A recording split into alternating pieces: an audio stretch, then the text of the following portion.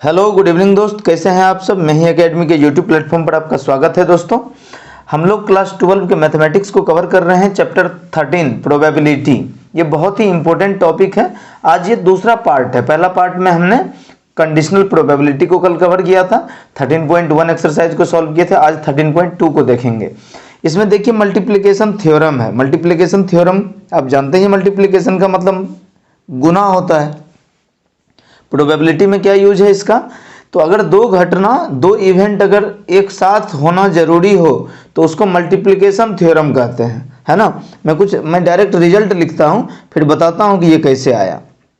P E intersection F equals P of F into P of E upon F, है ना।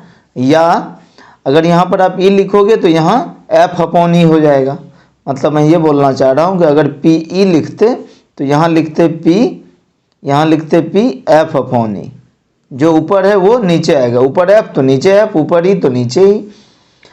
अब अगर ये तो दो घटना एक साथ हुई, अगर तीन इवेंट होता तो ई एफ जी लिख देते। P E intersection F intersection G, क्या दिक्कत है। पी क्या हो जाता, P E into P F upon E, है ना, इनटू पी ऑफ एक तीसरी घटना इवेंट जी अपॉन एफ ही। समझ गए क्या मतलब हुआ इसका। इसको मैं थोड़ा सा अगर डिटेल में बताना चाहूँ तो मैंने आपको कल के लेक्चर में बताया था। कंडीशनल प्रोबेबिलिटी में क्या बताया था कि पी ई अपॉन एफ का क्या मतलब है, probability of event E when F occurred. जो नीचे में रहता है ये घटना हो रही हैं, ये इंसिडेंट अकर हो रहा है तो ई की प्रोबेबिलिटी बताइए। और मैंने बताया था कि प्रोबेबिलिटी, कंडीशनल प्रोबेबिलिटी कैसे गिवन होता है, तो दोनों का इंटरसेक्शन निकाल लीजिए और अपॉन में जो नीचे में है वो नीचे आ जाएगा, पी ऑफ एफ नीचे आ जाएगा। ये कल मैंने बताया था। अगर आप अभी आप क्या करिए, इसको इधर मल्टीप्लाई कर दीजिए ले जाके, इसके डिवाइड में है तो ये क्या हो जाएगा, पी ई इंटरसेक्शन एफ ये हो जाएगा अपॉन, और पी एफ को इधर आके मल्टीप्लाई कर दीजिए तो ये हो जाएगा P of F into P E upon F. बताइए क्या आपको लग रहा है कि ये फॉर्मूला कुछ अलग है। नहीं, ये तो आप पहले से जानते हैं कंडीशनल प्रोबेबिलिटी में। कंडीशनल प्रोबेबिलिटी में कल ही आपने ये चीजें सीख ली थी। तो कंडीशनल प्रोबेबिलिटी में P E intersection F equals P of F into P E upon F. जो यहाँ है वो नीचे है, अगर यहाँ ई होता तो यहाँ एफ अपॉन ई हो जाता, ई नीचे होता। इसी को तो मैंने यहाँ लिखा। अब ध्यान से देखिए, क्या आपको नहीं लग रहा है कि P E intersection F equals P of F into P E upon F same same है। तो ये ऐसा लग रहा है कि आपको बेवकूफ़ बनाया गया, जिसको हमने मल्टीप्लिकेशन थ्योरम नाम दे दिया है। एक्चुअली में ये कंडीशनल प्रोबेबिलिटी के फॉर्मूले का ट्रांसफॉर्मेशन है। केवल इसको आपको पी ऑफ एफ को इधर आके मल्टीप्लाई कर देना है। समझ गए। तो याद रखने के लिए ये बहुत अच्छा तरीका है कि कंडीशनल प्रोबेबिलिटी ही है, लेकिन एक अलग नाम दे देते हैं मल्टीप्लिकेशन थ्योरम। इसी पे एक और इंसिडेंट है, वो भी आपको याद रखना है। उसको बोलते हैं इंडिपेंडेंट इवेंट। नाम ही है इंडिपेंडेंट, जो दूसरे पर डिपेंडेंट ना हो। तो सीधी बात है, अगर प्रोबेबिलिटी ई और एफ का आप निकालोगे, दो इवेंट हो रहा हो, दो घटनाएं हो रही हूँ। अभी हम बात करेंगे कि ई और एफ कौन कौन सी इवेंट होगी, कल भी बात की थी हमने, और डिटेल में बात करेंगे। तो इंडिपेंडेंट का मतलब कि इवेंट ई की प्रोबेबिलिटी और इवेंट एफ की प्रोबेबिलिटी एक दूसरे पर डिपेंड नहीं करेगी, इंडिविजुअल रहेगी। इसका मतलब ये हुआ कि पी ई इंटरसेक्शन एफ जो आपने ऊपर लिखा था, P of F into P of E, तो ई अपॉन एफ लिखने की जरूरत अब नहीं है इंडिपेंडेंट में। क्यों? क्योंकि इसका मतलब हुआ प्रोबेबिलिटी ई का बताइए जब एफ दिया हो। और यहाँ मैंने क्या बताया कि इंडिपेंडेंट का मतलब है कि दूसरा दिया हो या ना दिया हो, इससे कोई फर्क नहीं पड़ता, तभी तो इंडिपेंडेंट है। तो इसका मतलब P intersection F equals P of E into P of F. समझ गए। चलिए एक्सरसाइज 13.2 के कुछ क्वेश्चन को कर लेते हैं इसी के साथ, तब आपको ज़्यादा समझ में आएगा। दोस्तों देखिए, एक्सरसाइज 13.2 को पलटिए, अपने एनसीईआरटी को खोलिए। आप देखिए पहला क्वेश्चन, मैं आपको डायरेक्ट क्वेश्चन लिख रहा हूँ। एक्सरसाइज 13.2 क्वेश्चन नंबर फर्स्ट दिया होगा क्वेश्चन में आपको कि पी ए कोई इवेंट है, वो 3/5 दिया है। P ऑफ B आपको 1/5 दिया है, तो कह रहा है कि भाई प्रोबेबिलिटी बताओ A इंटरसेक्शन B, ये बताओ। क्वेश्चन में दिया है तब बताओ जब A और B क्या हो, A and B are independent event. ये क्वेश्चन में दिया है कि ये तब बताइए जब ये इंडिपेंडेंट इवेंट हो। तो अभी बताया ना आपको, इंडिपेंडेंट इवेंट हो तो इसका मतलब दोनों एक दूसरे पर निर्भर नहीं करेगा। तो ये यहाँ E और F लिखते थे, यहाँ A और B लिखेंगे हम, सीधी बात है। ये फॉर्मूला को यूज कर लीजिए। इंडिपेंडेंट इवेंट है तो A intersection B equals P of A into P of B, सीधा। तो P A इंटरसेक्शन B क्या हो जाएगा, P ऑफ A कितना 3/5, P अपॉन B कितना 1/5, मल्टीप्लाई कर दीजिए 3/2, 5 5 25। सो दिस इज द आंसर। कितना आसान है। तो बस आपको क्वेश्चन को पकड़ना है। देखिए सेकंड क्वेश्चन कर लेते हैं दोस्तों। सेकंड क्वेश्चन देखिए क्या है। क्वेश्चन नंबर सेकंड आपके स्क्रीन पर, एक्सरसाइज 13.2 का क्वेश्चन नंबर सेकंड। क्वेश्चन कह रहा है, आप एनसीईआरटी पलटिए, मैं पढ़ता हूं। क्वेश्चन कह रहा है कि 2 cards are drawn at random and without replacement. आप जानते हैं कि टोटल कार्ड 52 होते हैं, 52 कार्ड होते हैं। दिया हुआ है विदाउट रिप्लेसमेंट। विदाउट रिप्लेसमेंट का मतलब है कि अगर आपने एक बार कार्ड निकाल लिया तो अब आप दूसरी बार आप उसमें डालोगे नहीं, इसका मतलब कार्ड घट जाएगा। मान लीजिए कि एक बैग में 10 आम है और आपने विदाउट रिप्लेसमेंट वाला केस है। विदाउट रिप्लेसमेंट मतलब आपने एक आम निकाल लिया तो अब अंदर में 9 ही आम बचा, क्योंकि आप रिप्लेस नहीं करोगे। अब जब आप निकालोगे तो 9 में से ही निकालोगे, तो इसको बोलते हैं विदाउट रिप्लेसमेंट। तो 52 कार्ड है। इस कार्ड के पैकेट में कह रहा है find the probability that both the cards are black. दोनों कार्ड ब्लैक हो, इसकी क्या प्रोबेबिलिटी। आप जानते होंगे दोस्तों, क्लास 10th में आपने पढ़ा होगा, खूब पढ़ा होगा। 52 कार्ड में 26 कार्ड रेड कलर के होते हैं और 26 ब्लैक होते हैं। आपको पता ही है ये बात, है ना भाई, ब्लैक है। अब क्या कह रहा है क्वेश्चन, फाइंड द प्रोबेबिलिटी। ये प्रोबेबिलिटी बताइए कि दोनों ब्लैक कार्ड हो। तो मान लीजिए जो ए इवेंट है वो है पहले ब्लैक कार्ड की, तो ब्लैक कार्ड टोटल 26 है, तो 26 प्रोबेबिलिटी क्या हो जाएगी 26/52, टोटल 52 है। तो 26 से 52 कितने बार में कट जाएगा 1/2। अब बी है सेकेंड बार जब आपने ब्लैक कार्ड निकाल ली, तो बताइए आप विदाउट रिप्लेसमेंट का केस है। अगर पहली बार आपने एक ब्लैक कार्ड निकाल लिया तो अब टोटल कार्ड कितना बच गया सर 51, और 26 ब्लैक में से आपने एक ब्लैक अगर निकाल लिया तो अब कितना बच गया 25। तो आप इस 25 में से कोई एक निकालोगे तो अब प्रोबेबिलिटी क्या हो जाएगी दूसरे कार्ड को निकालने की, तो 25/51। और पूछ रहा है कि दोनों कार्ड को एक साथ निकाल। अब आपको समझ में आया कि मल्टीप्लिकेशन थ्योरम क्या है।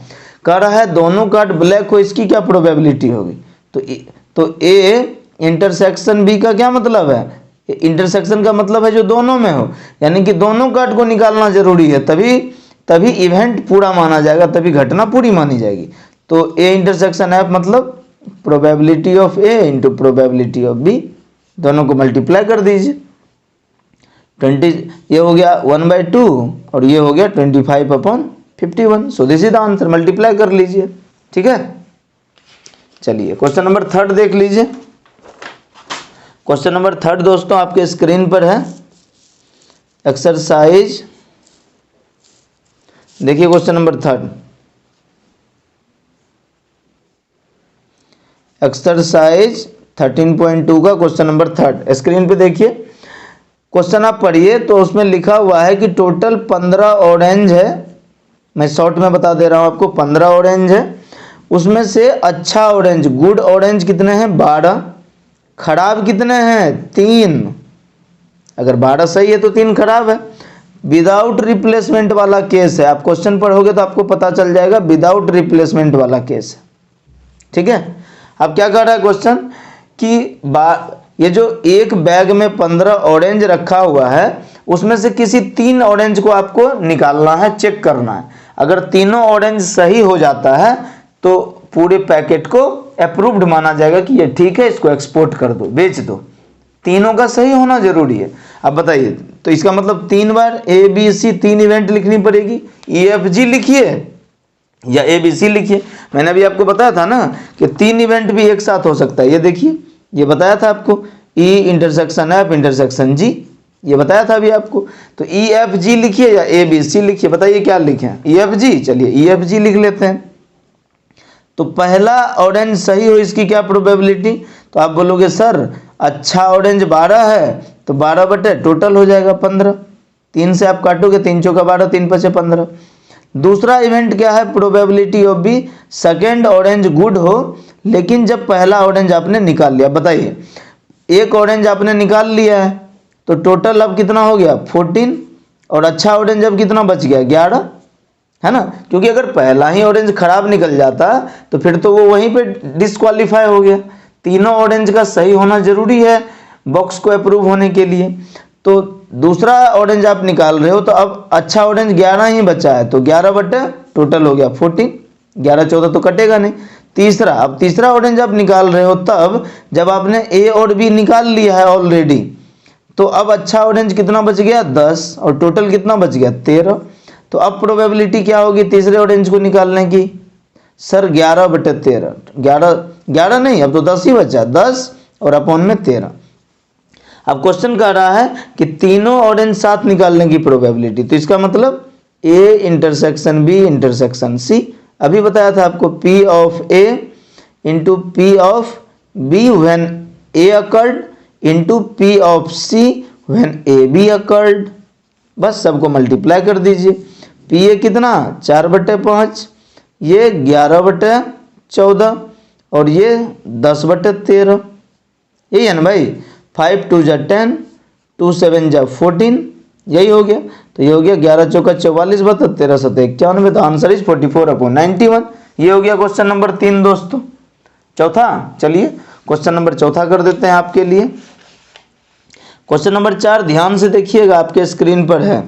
क्वेश्चन नंबर 4 13.2 एक्सरसाइज का एनसीईआरटी को पलटिए। देखिए सैंपल स्पेस क्या है, क्वेश्चन कह रहा है कि कॉइन को टॉस करते हैं तो कॉइन में क्या आ सकता है, या तो हेड या तो टेल। कह रहा है कि कॉइन टॉस करते हैं और एक डाया को साथ टॉस करते हैं, तो कॉइन से क्या आ सकता है? हेड और टेल। और डाया से क्या आ सकता है? 1 2 3 4 5 6, यही आ सकता है।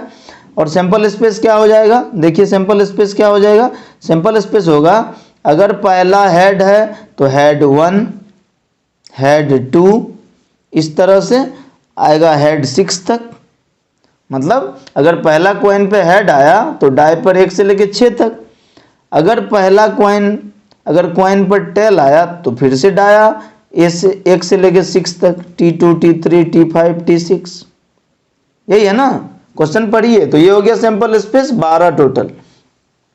ए एक इवेंट है, क्वेश्चन देखिए ध्यान से।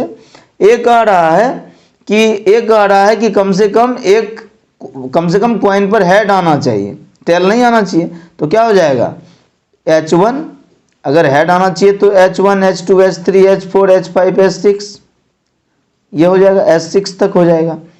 बी इवेंट क्या है? दूसरी घटना क्या है?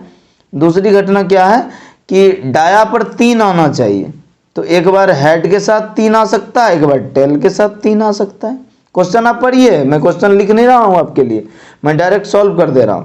अब कह रहा है कि दोनों घटना के एक साथ होने की प्रोबेबिलिटी क्या होगी, बताइए। तो सबसे पहले आप फॉर्मूला जानते हैं, ए इंटरसेक्शन बी। तो ए इंटरसेक्शन बी करोगे तो बताओ कि दोनों में से कॉमन क्या है। आप बोलोगे सर H3 इसमें भी, H3 इसमें भी, तो H3 कॉमन हो गया, ठीक है। अब प्रोबेबिलिटी निकालिए सबका, तो क्या हो जाएगा? प्रोबेबिलिटी ए इंटरसेक्शन बी का प्रोबेबिलिटी एक ही बार आया है, तो 1 बटे टोटल सैंपल स्पेस 6 6 12, तो 1/12 हो गया। फिर आप कैलकुलेट करो P ऑफ ए में 1 से लेके 6 तक 6 upon total number of sample space 12, तो ये 1/2 हो गया। समझ में आ रहा होगा आपको। प्रोबेबिलिटी ऑफ बी क्या होगी दोस्तों? कितनी घटनाएं बी में हो रही है? 2, टोटल सैंपल स्पेस 12।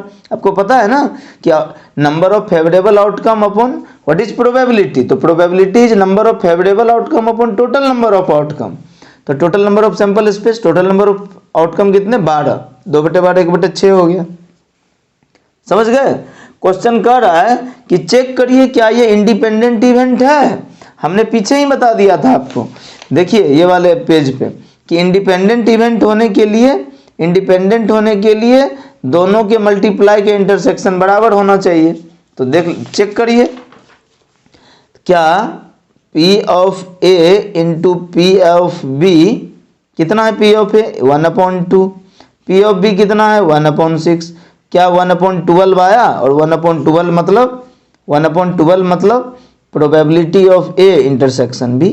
तो क्या A intersection B PA PB के बराबर है? हाँ बराबर है। तो इसका मतलब आप क्या लिखोगे कि yes A and B are, आप क्या लिखोगे? A and B are independent event. समझ गए। So this is the question number 4। तो इस तरह से आप बनाइए, बनेगा पूरा एक्सरसाइज, बहुत आसान है। Exercise 13.2 NCERT। चलिए थैंक यू सो मच। हमारे चैनल को सब्सक्राइब कर दीजिए, अपने दोस्तों को भी सेंड कर दीजिए लिंक। Thank you.